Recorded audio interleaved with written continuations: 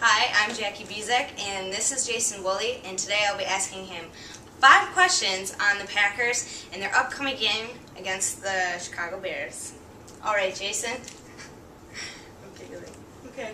We can't edit that kind of thing out, Jackie. You got to be laser beam focused. I'm laughing. No, we're going to go with this. Okay. We're just going. So, this is Jackie's first video for us. So, I'm quite confident they'll get considerably. No, we're not editing this out.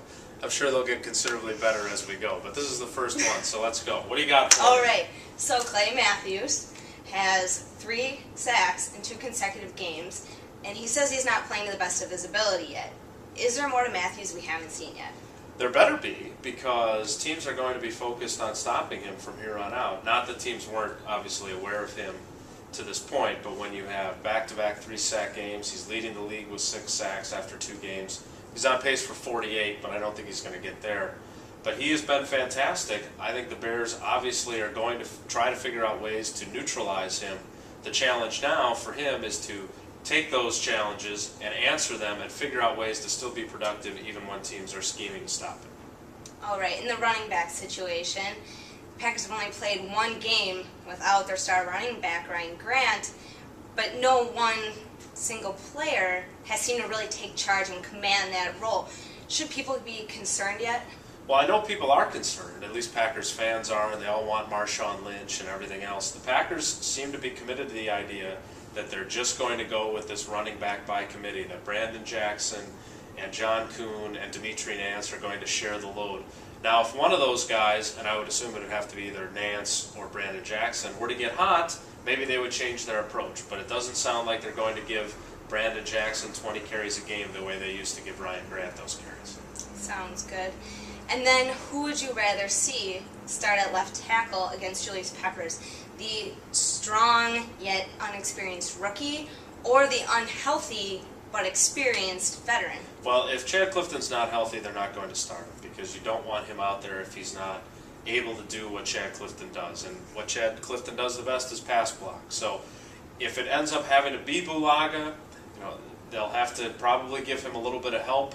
Certainly they don't want to have Aaron Rodgers experience the same fate as Matthew Stafford did in Detroit, where the only sack Julius Peppers has through 2 games was that sack on Matthew Stafford, which knocked him out for the foreseeable future with an injury. So whoever it ends up being, whether it's the old guy or the rookie, he has to be on top of his game, because Julius Peppers could not only change the complexion of the game on Monday night, he could change the Packers' season if something were to happen to Aaron Rodgers. Alright, and then continuing on the Bears side of things, last year Jay Cutler seemed to struggle a little bit. He had a passer rating of 76.8, and this year he's got 121.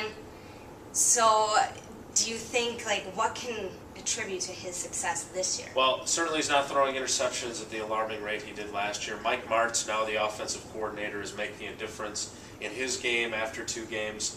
I think those are 2 things that are really important. We talked to Jay Cutler on Wednesday about his role and the pressure that he was under. Let's not forget that when the Bears traded for him last year from Denver, they suddenly became the chic Super Bowl pick, and that's a lot of pressure to be put on you.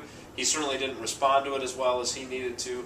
Now in his 2nd year, he's got a new offensive coordinator. I think he feels more comfortable, but we'll see what the Packers do against him Monday night and see if they can get him back to the Jay Cutler of 2009. And finally, what do you think will be the biggest challenge for the Packers Monday night?